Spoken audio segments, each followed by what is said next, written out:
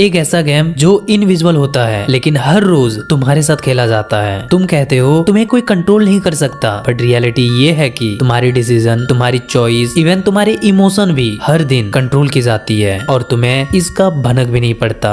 और ये कोई जादू नहीं है, ये ह्यूमन साइकोलॉजी का सबसे डेंजर और इनविजिबल गेम है, साइकोलॉजिकल मैनिपुलेशन, जिसके अंदर आज तुम जाने वाले हो और समझने वाले हो 4 ऐसे साइकोलॉजिकल गेम जो सामने वाले के दिमाग के अंदर खेली जाती है। और इसमें जो सबसे डेंजर टेक्निक है वो है गैसलाइटिंग, जहां पर तुम्हारी पूरी रियलिटी को ही बदल दिया जाता है। तो चलो इस गेम की शुरुआत करते हैं द इल्यूजन ऑफ चॉइस से। Technique number 1, the illusion of choice. तुम्हें लगता है तुम्हारे पास चॉइस है, तुम डिसाइड करते हो, तुम सेलेक्ट करते हो, लेकिन सच ये है कि तुम्हें कभी रियल चॉइस दी ही नहीं जाती। तुम्हें सिर्फ ऑप्शंस दिए जाते हैं जो पहले से डिजाइन किए होते हैं। इसे कहते हैं द इल्यूजन ऑफ चॉइस। मतलब तुम्हें ऐसा फील करवाना कि कंट्रोल तुम्हारे हाथों में है, जबकि असल में हर ऑप्शन उसी डायरेक्शन में लीड कर रहा होता है जिस पर मैनिपुलेटर चाहता है। देखो, ह्यूमन ब्रेन को 2 चीजें चाहिए, पहली कंट्रोल, दूसरी क्लियरिटी। अगर इंसान को लगे कि उसके पास कंट्रोल नहीं है तो उसका ब्रेन डाउट करता है, सवाल करता है, लेकिन जैसे ही उसे ये लगता है कि डिसीजन उसका है तो उसका सबकॉन्शियस माइंड रिलैक्स हो जाता है। मतलब सामने वाला अपना गार्ड डाउन कर देता है, वो चेक करना बंद कर देता है कि ये डिसीजन सही भी है या नहीं। और जब ये होता है तब अयानुपुजी जैसे मैनिपुलेटर अपना गेम शुरू करते हैं। वो तुम्हें फोर्स नहीं करते हैं और ना ही तुम्हें कंट्रोल करते हैं, वो बस तुम्हें ऐसा फील करवाते हैं कि कंट्रोल तुम्हारे हाथों में है। देखो, चॉइस के भी कई टाइप्स होते हैं, उनमें से 2 सबसे कॉमन टाइप्स हैं। पहला, फोर्स चॉइस। देखो, पेरेंट्स सीधे कंट्रोल नहीं करते क्योंकि उन्हें पता है जैसे ही वो ये बोलेंगे कि तू अभी ये कर तो तुम उसका विरोध करोगे, इसीलिए वो तरीका बदल देते हैं। वो तुम्हें चॉइस देते हैं, लेकिन ऐसी चॉइस जहाँ दोनों रास्ते उन्हीं के गोल तक जाते हैं। फॉर एग्जाम्पल, अभी पढ़ाई करेगा या खाना खाकर करेगा। तुम्हें लगता है मैं डिसाइड कर रहा हूँ, इसलिए तुम शांत रहते हो, तुम विरोध नहीं करते और आखिर में तुम वही करते हो जो तुम्हारे पेरेंट्स चाहते हैं। दूसरा है रिवॉर्ड ट्रैप चॉइस। जब सामने वाले को पता होता है कि तुम ना बोल सकते हो तब वो तुम्हें रिवॉर्ड की तरफ अट्रैक्ट कर देते हैं। मतलब तुम डिसीजन सिचुएशन देखकर नहीं लेते, तुम रिवॉर्ड देखकर लेते हो। फॉर एग्जाम्पल, भाई सुन, गर्लफ्रेंड से मिलने जा रहा हूँ, साथ में उसकी फ्रेंड भी आ रही है जो तेरे लिए परफेक्ट है, शायद बात भी बन सकती है, तो बता कल चलेगा या परसों। यहाँ तुम्हारा फोकस प्लान पर नहीं जाता, तुम्हारा फोकस रिवॉर्ड पर चला जाता है। तुम ये नहीं सोचते तुम्हें जाना चाहिए या नहीं, तुम बस ये सोचते हो मजा आएगा, मिस नहीं करनी चाहिए, और वही रिवॉर्ड तुम्हें पुश करता है उसके साथ जाने के लिए। इसीलिए अब तुम्हें करना क्या है, जरा ध्यान से सुनना। पहली चीज, हर चॉइस को एक्सेप्ट मत करो। जैसे ही कोई तुम्हें ऑप्शंस दे तुरंत ये मत सोचो मुझे कौन सा ऑप्शन चूज करना चाहिए, पहले ये सोचो क्या ये काम मुझे करना भी चाहिए या नहीं। दूसरी चीज, रिवॉर्ड से ट्रिगर मत होना। जब कोई तुम्हें रिवॉर्ड दिखाकर चॉइस दे, मजा आएगा, मौका मिलेगा, तो पहले खुद से पूछ लेना मैं ये रिवॉर्ड के लिए कर रहा हूँ या सच में मुझे इसकी जरूरत है। तीसरी चीज, तुरंत डिसीजन मत लो। Illusion of choice fast decision पर काम करता है, इसीलिए थोड़ा रुकना और सोचना। जितनी देर दिमाग एक्टिव रहेगा उतना कंट्रोल तुम्हारे पास रहेगा। याद रखना, जिस दिन तुमने ये समझ लिया कि हर ऑप्शन तुम्हारे लिए नहीं होता, कुछ ऑप्शन सिर्फ तुम्हें कंट्रोल करने के लिए होता है, उस दिन से तुम चूज नहीं करोगे, तुम डिसाइड करोगे। Technique number 2, anchoring effect. कभी तुमने नोटिस किया है जब तुम किसी चीज का प्राइस देखते हो तो तुम्हारा दिमाग ऑटोमेटिकली डिसाइड कर लेता है कि ये महंगी है या सस्ती, लेकिन रियलिटी में तुम प्राइस को जज नहीं कर रहे होते, तुम उसे कंपेयर कर रहे होते हो और उस कंपैरिजन का बेस पहले से तुम्हारे माइंड में सेट कर दिया जाता है। इसे ही कहते हैं एंकरिंग इफेक्ट। एंकरिंग इफेक्ट का मतलब है पहली इन्फॉर्मेशन तुम्हारे पूरे डिसीजन का बेस बन जाती है, उसके बाद आने वाली हर चीज उसी फर्स्ट इंप्रेशन के अराउंड जज होती है।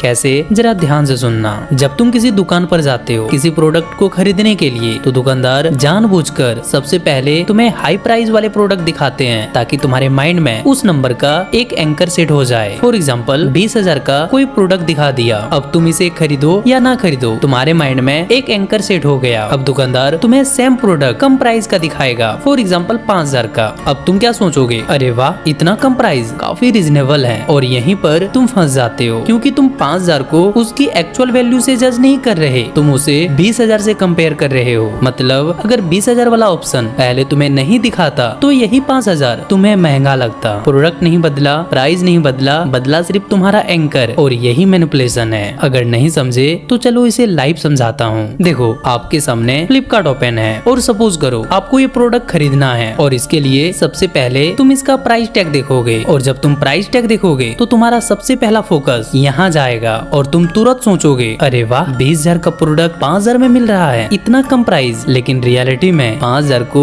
उसकी एक्चुअल वैल्यू से तुम जज नहीं कर रहे, तुम उसे 20,000 से कंपेयर कर रहे हो। अगर यहीं पर आपको सबसे पहले 5,000 दिखता तो आपको यही 5,000 महंगा लगता इसके कंपैरिजन में। यही है एंकरिंग इफेक्ट का गेम। सेलर ने तुम्हें फोर्स नहीं किया, बस तुम्हारा स्टार्टिंग पॉइंट सेट कर दिया, जिससे तुमने लॉजिकली डिसाइड नहीं किया, तुमने कंपेयर करके डिसाइड किया। इसलिए अब अगर इस एंकरिंग इफेक्ट को तोड़ना है तो तुम्हें कुछ चीजों का ध्यान रखना पड़ेगा। पहली चीज, हर पहले दिखने वाली प्राइस पर भरोसा मत करो। जो सबसे पहले नंबर तुम देखते हो वही तुम्हारे दिमाग का बेस बन जाता है। इसीलिए अगली बार प्राइस देखो लेकिन उसे फाइनल मत मानो। दूसरी चीज, खुद का एंकर बनाओ, सेलर का नहीं। मतलब प्रोडक्ट देखने से पहले खुद डिसाइड करो इस चीज के लिए तुम मैक्सिमम कितना पे करोगे, क्योंकि अगर तुमने ये पहले नहीं सोचा तो सेलर तुम्हारे माइंड में अपना नंबर पहले घुसा देगा। तीसरी चीज, कंपैरिजन का डायरेक्शन बदलो। अभी तुम क्या करते हो, जो सामने दिखाया जाता है उसी से कंपेयर करते हो। इसलिए अब तुम्हें करना क्या है, जरा ध्यान से सुनो। बाहर जाओ, दूसरे ऑप्शंस देखो, सेम प्रोडक्ट अलग अलग जगह चेक करो, तभी तुम्हें असली वैल्यू पता चलेगी। याद रखना, सेलर तुम्हें महंगा नहीं बेचता, वो बस तुम्हें सस्ता फील कराता है।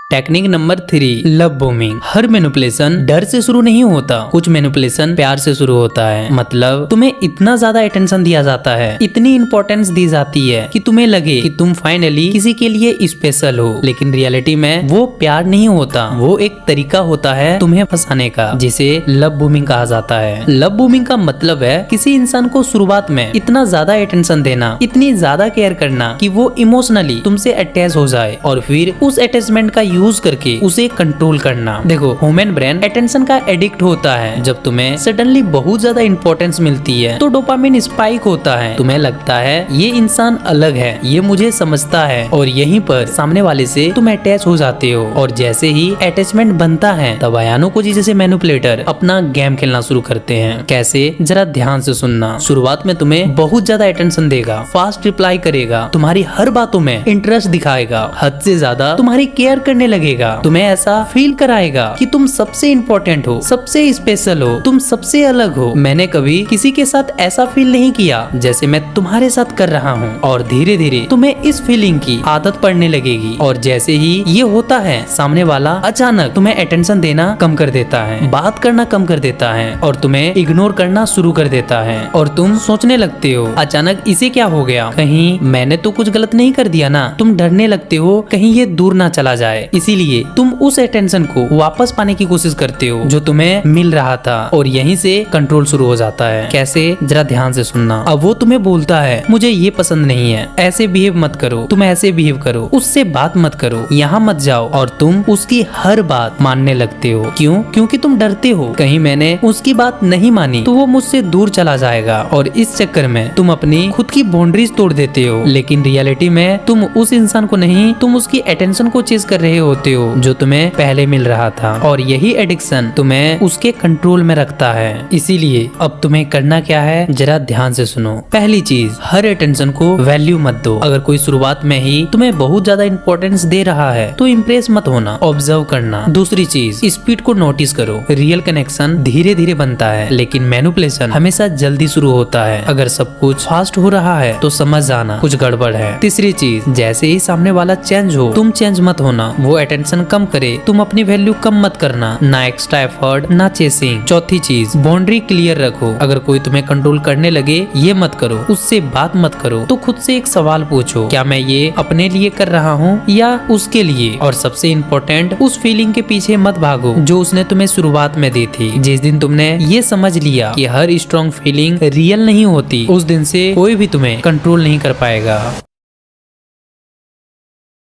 गैस लाइटिंग एक ऐसी टेक्निक है जो तुम्हें अपनी ही यादों, अपनी ही सोच और अपनी ही रियलिटी पर डाउट करा देती है। मतलब तुम्हें इस लेवल तक कंफ्यूज करना कि तुम अपनी ही मेमोरी, जजमेंट और रियलिटी पर भरोसा खो दो। कैसे, जरा ध्यान से सुनना। मान लो तुम किसी रिलेशनशिप में हो। एक दिन तुम नोटिस करते हो कि वो किसी और के साथ ज्यादा क्लोज हो रही है। तुम क्लियरली देखते हो टोन, बॉडी लैंग्वेज सब अलग है। और फिर तुम नॉर्मल तरीके से उससे पूछते हो तुम उसके साथ इतने क्लोज क्यों थे, और यहीं से सामने वाला गैस लाइट करना शुरू कर देता है। सामने वाला बिल्कुल काम होकर बोलता है, क्या बात कर रहे हो, ऐसा कुछ भी नहीं है, तुम हर चीज को गलत समझते हो। अब तुम थोड़ा कंफ्यूज होते हो और क्योंकि तुमने क्लियर देखा था इसलिए तुम फिर से बोलते हो, नहीं यार मैंने क्लियर तुम्हें देखा है, तुम उसके साथ क्लोज हो रहे थे। अब सामने वाला तुरंत तुम्हारी बातों को डिनाई कर देता है और तुम्हारा ब्रेन दो चीजों के बीच फंस जाता है। एक तरफ तुम्हारी मेमोरी और दूसरी तरफ उसका कॉन्फिडेंस। फिर वही बात बार बार रिपीट होती है, ऐसा कुछ नहीं हुआ है, तुम हमेशा गलत समझते हो, तुम ओवरथिंक करते हो। देखो जब बार बार एक ही बात कही जाए और वो भी फुल कॉन्फिडेंस के साथ, तब ह्यूमन ब्रेन सोचने लगता है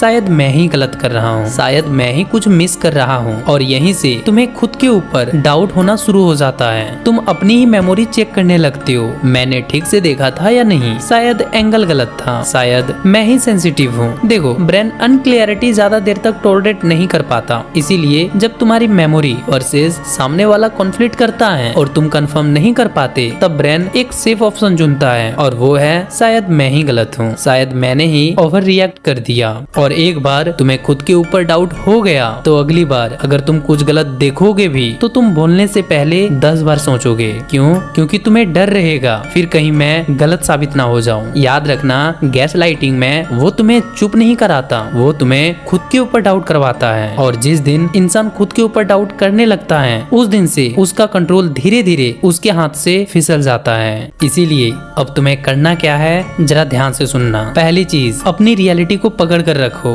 अगर तुमने कुछ क्लियरली देखा है तो उसे तुरंत रिजेक्ट मत करो। हर बार ये मत सोचो शायद मैं ही गलत हूँ, क्योंकि गैस लाइटिंग का पहला वार तुम्हारे सेल्फ ट्रस्ट पर होता है। दूसरी चीज, हर बात का प्रूफ अपने दिमाग में क्लियर रखो। मतलब जब भी तुम्हें कुछ वायर्ड लगे उसे इग्नोर मत करो, मेंटली नोट करो, क्योंकि सामने वाला तुम्हें कंफ्यूज कर सकता है। तीसरी चीज, खुद को जस्टिफाई करना बंद कर दो। गैस लाइटिंग में सबसे बड़ी गलती लोग करते हैं, वो बार बार प्रूव करने लगते हैं, नहीं मैंने देखा था, नहीं मैं सही हूँ। लेकिन जरा सोचो, अगर तुम सच में सही हो तो तुम्हें प्रूफ देने की क्यों जरूरत पड़ रही है। और सबसे बड़ी बात, जिस इंसान को मानना ही नहीं है उसे प्रूफ देकर भी कुछ नहीं बदलने वाला। इसीलिए अगली बार प्रूफ करने की जगह ऑब्जर्व करना, रिएक्ट करने की जगह डिस्टेंस लेना, क्योंकि हर बैटल जीतना जरूरी नहीं होता, कुछ गेम से बाहर निकलना ज्यादा जरूरी होता है।